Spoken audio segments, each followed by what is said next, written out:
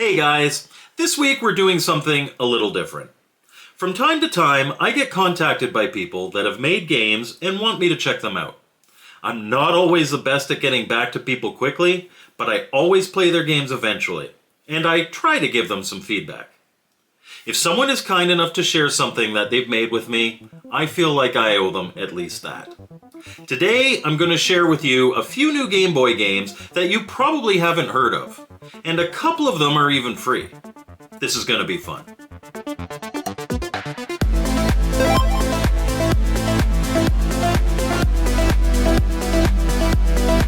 Welcome to Mike's Gaming Gala. I'm Mike, and this week we have 4 new Game Boy games to show you.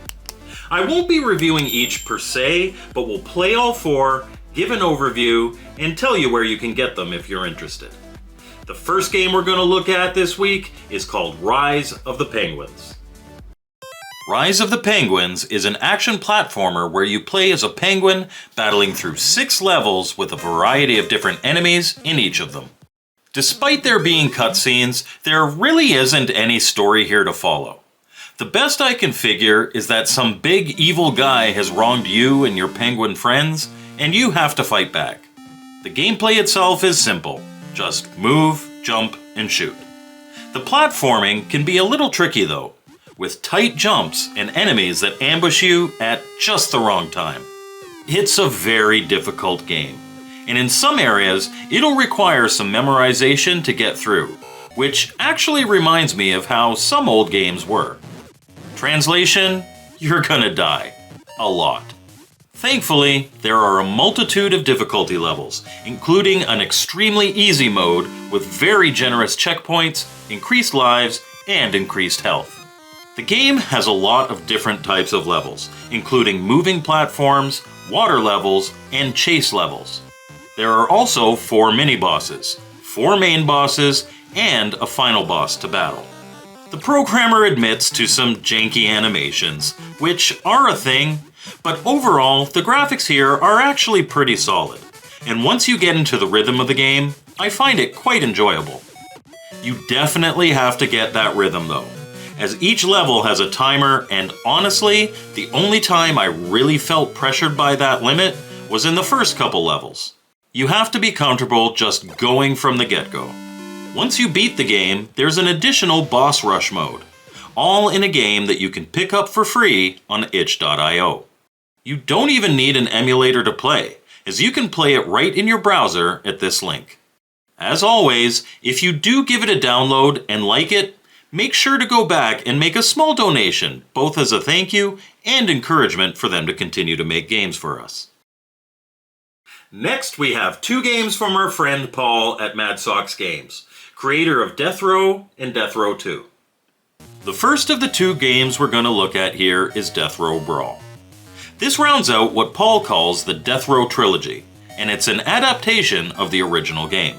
The goal is the same as the first 2 games: escape before you're executed for murder. Unlike the 2 previous entries though, in Brawl, you won't accomplish this solely through cunning. You'll need to use fighting and intimidation to climb the ranks and get out alive. If you want to learn how to play the Death Row games, I highly suggest you watch my full review on Death Row 2. But the best way to look at playing this is that it's specifically designed for you to fail multiple times, figuring out a piece of the puzzle each time before finally succeeding. A departure from the previous games, though, is that Brawl has 3 difficulty levels. And once you complete the game, you can replay it with a different fight sequence using the Generate option. This will change the seed in which you start, giving a total of 360 potential levels and increasing the replayability immensely. Death Row Brawl is available on itch.io for $4.50, or you can purchase it as a part of the entire Death Row trilogy. If you just want this one, Paul has provided a link just for you guys watching this video for 25% off that will be live until April 30th, 2025. If you don't have them and you're interested in getting all 3, I love all of these games, and I think they're all worth the price. An added bonus is that for the next week and a half, the trilogy is 30% off. The next game we have from Mad Sox is a free one, also on itch.io, called Retro Handheld Simulator. This is a short and way less serious game that pokes fun at the stereotypical gamer, living in mom's basement and obsessing over video games. In this case, the specific addiction is handheld games. You'll be trying to get as high an experience level as you can by playing the game of the month, showing off your collection, buying new consoles, selling old consoles, and posting about all of it online. The gameplay and aesthetic is much like the Death Row games, but here there's zero pressure and no daily action limits. Scattered around the game are a bunch of humorous little tidbits that you can discover. For instance, watching YouTube without snacks results in losing some experience. It should also be noted that when you're watching YouTube, you're watching Russ on Retro Game Core and not Mike's Gaming Gala. Which I suppose is okay since Russ focuses on handheld stuff, but still. And when you do get snacks, if you go back too much, you're reminded not to steal your mom's boyfriend's beer.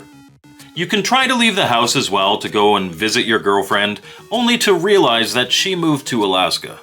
There's no ending to this one, which in itself is a commentary on the endless void that collectors are constantly trying to fill. In fact, I feel a bit targeted here. Retro Handheld Simulator is a light-hearted and fun experience with little surprises scattered throughout it. And at the enticing price of free, totally worth playing. If you like it, by all means throw Paul a buck or two on itch.io. Or, even better, grab this for free and buy the Death Row games. You won't regret it, and I'm sure Paul would appreciate it very much. And finally, we have something that honestly belongs in Michael Thomason's book of controversial games. It's called Jab This, and it's published by Guardian Games Studio. And let me say before we get into it, don't shoot the messenger. Jab This is a simple side-scroller, and it's an anti-vaxxer's wet dream. Focused on the COVID vaccine and frequently referring to the shutdowns, restrictions, and rules surrounding the pandemic, you play as Dr. Paul Brand, armed with a gun that fires syringes of vaccine on a mission to defeat Dr. Falsey and Big Pharma by turning their own drugs against them.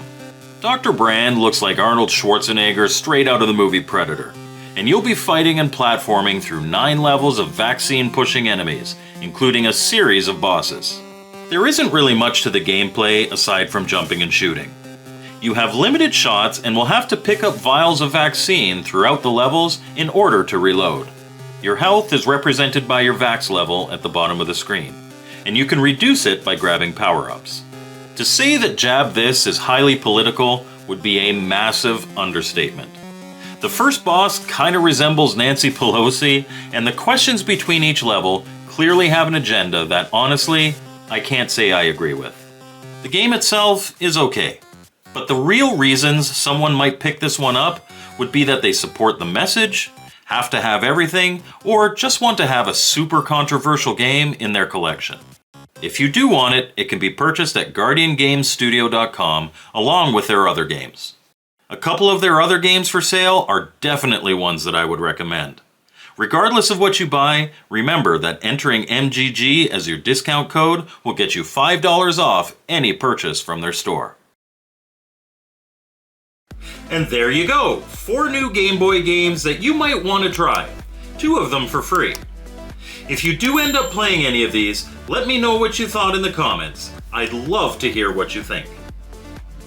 Thank you for watching my video, I hope you liked it, and thank you so much to my channel members. I appreciate your support so much. As always, my contact info is in the description, and we'll see you next time on Mike's Gaming Gala.